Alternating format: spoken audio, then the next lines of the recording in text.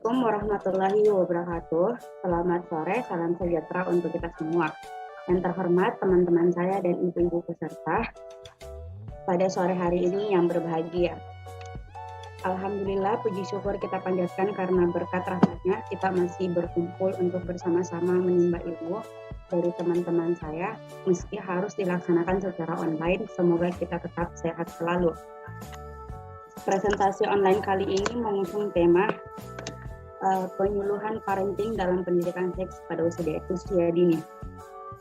Sebelum saya memulai acara, perkenankan saya Siti Aisyah Bintang Antariksa selaku MC pada sore hari ini memasuki agenda selanjutnya, yaitu pemaparan materi oleh moderator pertama yang dipandu oleh Saudari Nurul Khofifah Ahmad. Kepada Saudari Nurul Khofifah Ahmad, saya persilahkan. Assalamualaikum warahmatullahi wabarakatuh. Terima kasih atas kesempatan yang diberikan kepada saya. Langsung saja. Saya selaku moderator pertama. Slide kedua.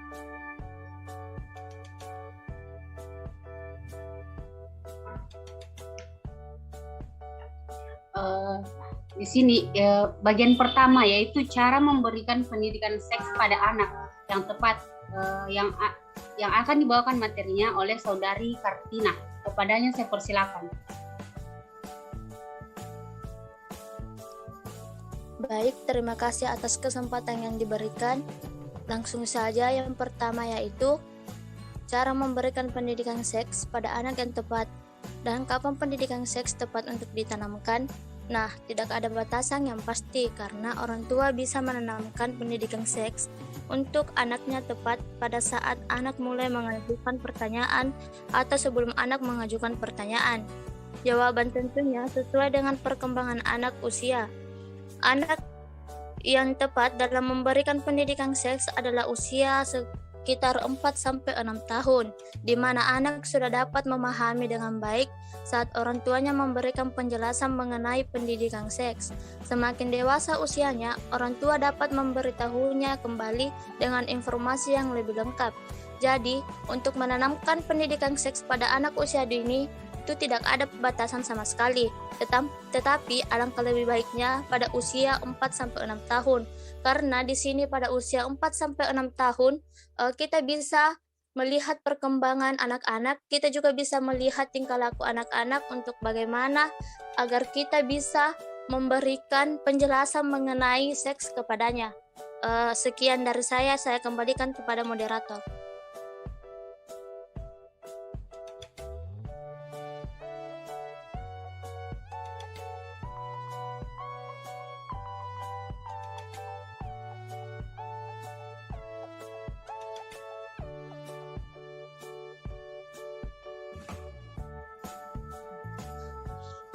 Itulah tadi pemaparan materi dari Saudari Kartina. Kemudian saya serahkan kepada moderator kedua. Kepadanya saya persilakan.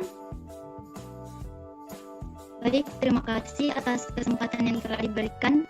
Perkenalkan, nama saya Eka Yulisu selaku moderator kedua.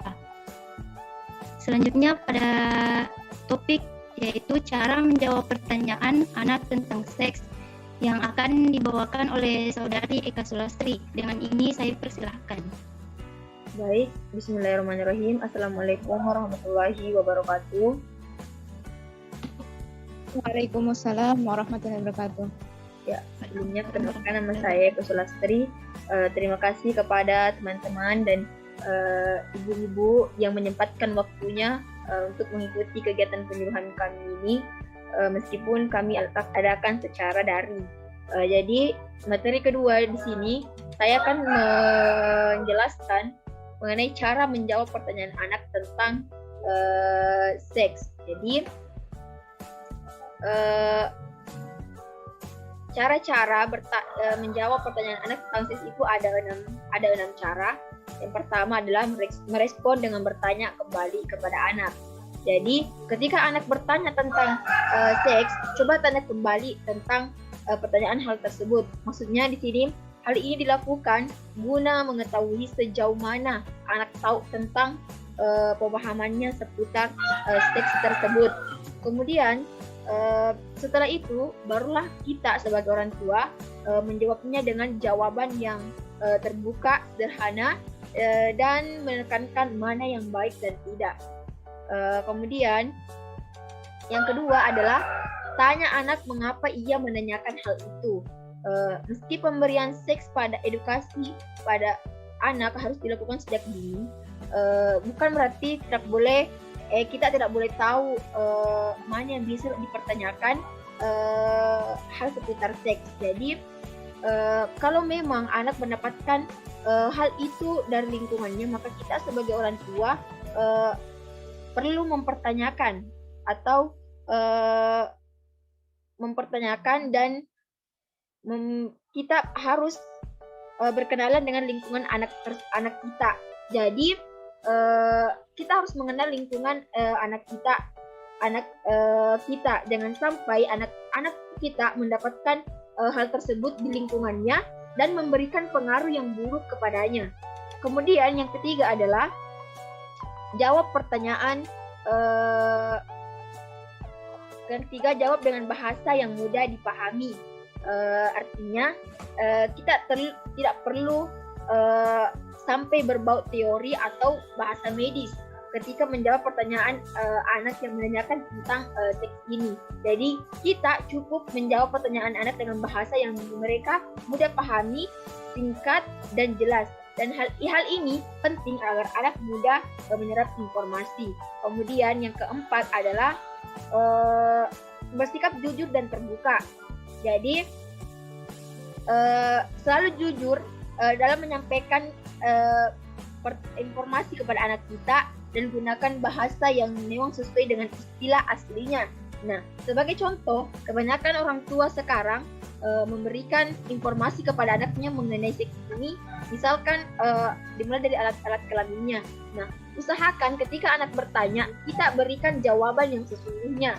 Misalkan mereka menanyakan, kita memberikan informasi mengenai penisnya anak laki-laki. Jadi kita gunakan bahasa yang aslinya, yaitu beritahu mereka bahwa ini namanya penis, bukan dengan bahasa yang lain. Contoh dengan menggunakan peribahasa seperti menamai penisnya adalah burung, buah dada adalah gunung. Jadi kita harus menggunakan bahasa yang asli atau bahasa menyampaikan dengan bahasa yang memang sudah dengan istilah ada aslinya. Kemudian yang kelima adalah memanfaatkan buku atau media visual lainnya. Nah, agar anak lebih paham, kita bisa menggunakan alat bantu seperti buku atau media visual lainnya seperti boneka yang dapat digunakan untuk menunjukkan alat-alat vital kepada anak untuk mempermudah anak memahami alat-alat vital yang ada pada dirinya, serta yang mana organ yang dapat disentuh oleh orang lain dan mana yang tidak dapat disentuh oleh orang lain kecuali dirinya sendiri. Kemudian yang keenam adalah awasi anak saat menggunakan sosial media. Nah, hal ini sangat penting untuk diterapkan saat ini. Jadi kita sebagai orang tua harus melakukan pengawasan yang ketat terhadap anak saat ini. Apalagi saat ini kebanyakan anak-anak meskipun masih berusia dini namun sudah mampu mengoperasikan gadget. Nah, untuk itu kita sebagai orang tua harus mengawasi anak-anak kita dalam menggunakan sosial media. Jangan sampai anak kita mengeksplor terlalu jauh mengenai di sosial media sehingga mereka menemukan hal-hal yang berbau seks yang dapat mempengaruhi perkembangannya dan mempengaruhi mentalnya, sehingga dapat berakibat buruk kepada anak. Jadi itu saja materi yang sempat saya sampaikan. Saya kembalikan ke moderator. Baik, terima kasih kepada Saudari Eka Sulastri yang telah membawakan materinya. Selanjutnya saya serahkan kepada moderator ketiga. Terima kasih atas kesempatan yang telah diberikan. Perkenalkan, nama saya Hardianti Hasbur sebagai moderator ketiga, dan di dalam materi ketiga Saudari Nurniati. Untuk mempersingkat waktu, saya persilakan kepada pemateri ketiga untuk memaparkan materinya. Baiklah, Assalamualaikum warahmatullahi wabarakatuh. Perkenalkan, nama saya Nurniati. Sebelum saya menjelaskan materi selanjutnya, di sini saya ingin menjelaskan sedikit mengenai pendidikan seks. Nah, terkadang banyak orang beranggapan bahwa pendidikan seksual atau pendidikan seks merupakan hal yang tabu untuk dibicarakan dengan anak sebelum mereka beranjak dewasa atau remaja. Nah, padahal hal ini justru dapat memberikan pemahaman kepada anak dan membekali anak agar lebih sadar dan peduli dengan kesehatan seksual mereka nantinya. Dan maka dari hal itu, di sini saya dapat memberikan pengertian bahwa pendidikan seksual merupakan informasi penting yang perlu diketahui oleh anak. Karena dengan memberikan pengetahuan kepada anak akan menjadi mengerti bahwa pendidikan seks itu sangat perlu mereka pahami, terutama tentang pengetahuan tentang fungsi organ reproduksinya, dengan menanamkan moral, etika, komitmen, dan agama agar tidak terjadi penyalahgunaan organ reproduksi tersebut. Nah, tentu saja saya masuk di materi ketiga, yaitu langkah yang dipersiapkan orang tua agar anak menerima pendidikan seks sejak usia dini. Langkah yang pertama adalah kejujuran. Memberikan pendidikan seks malu. Jika Anda merasakan hal yang sama, akan lebih baik Anda untuk berkata jujur kepada anak Anda. Katakan misalnya, "Mama malu," tapi jangan berhenti membicarakannya. Bicarakan hal itu. Setiap anak memiliki kesempatan, misalnya dalam keadaan mood, dalam keadaan sedang happy, tapi jangan katakan hal itu tersebut ketika anak Anda merasakan jengkel atau hal lainnya. Dengan Anda berkata jujur kepada anak Anda, terkadang pelajaran yang disampaikan justru akan berjalan lebih lancar. Anak-anak bisa lebih memahami topik karena Anda mengatakannya dengan jujur. Nah, langkah yang kedua itu jangan ragu untuk mengatakan untuk mengajarkan anak Anda menerima pendidikan seks sejak usia dini. Terkadang pertanyaan anak-anak tentang berbagai macam hal yang berkaitan dengan seksualitas sering datang secara tiba-tiba. Alih-alih menunda pembahasan, Anda bisa memakai waktu tersebut untuk memberikan pendidikan seks. Jika Anda merasa ragu dan menunda pembahasan, anak-anak justru merasa penasaran. Apabila rasa penasaran tersebut tidak terkontrol, dikhawatirkan anak-anak akan melakukan hal-hal yang lebih buruk untuk memenuhi rasa penasaran yang dimilikinya. Nah, adapun langkah yang ketiga itu, Anda selalu punya waktu. Artinya, kapan saja Anda memiliki waktu untuk menjelaskan anak Anda tentang pendidikan seks.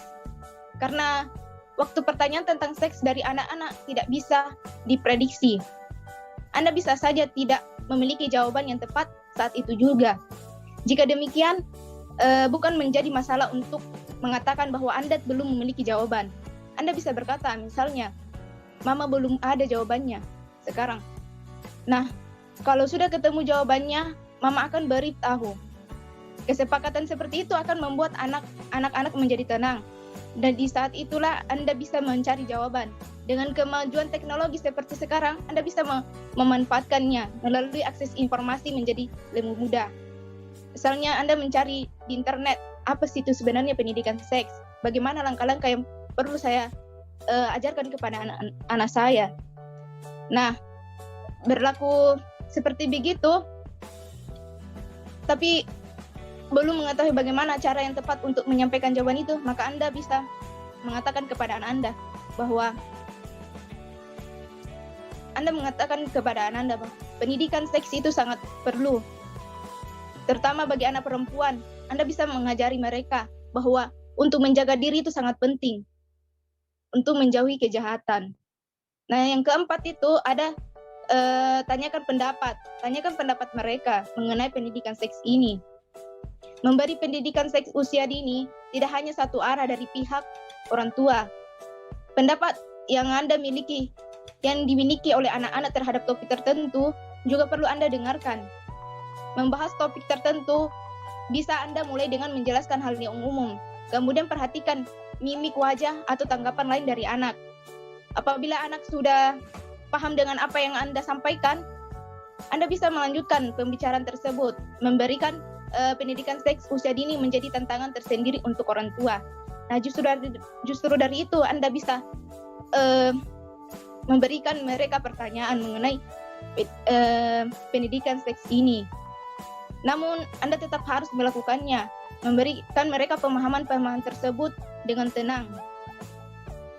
Mungkin itulah penyampaian materi yang bisa sampaikan pada hari ini. Saya kembalikan kepada moderator. Assalamualaikum warahmatullahi wabarakatuh. Waalaikumsalam warahmatullahi wabarakatuh. Terima kasih kepada Saudari Nurmiati untuk mempersingkat waktu. Sekaligus untuk materi terakhir saya kembali ke moderator.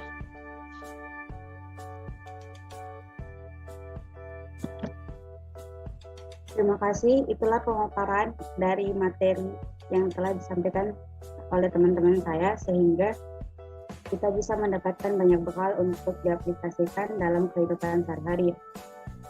Sebelum mengakhiri acara pada sore hari ini, saya persilahkan kepada ibu-ibu peserta yang ingin bertanya, saya persilahkan.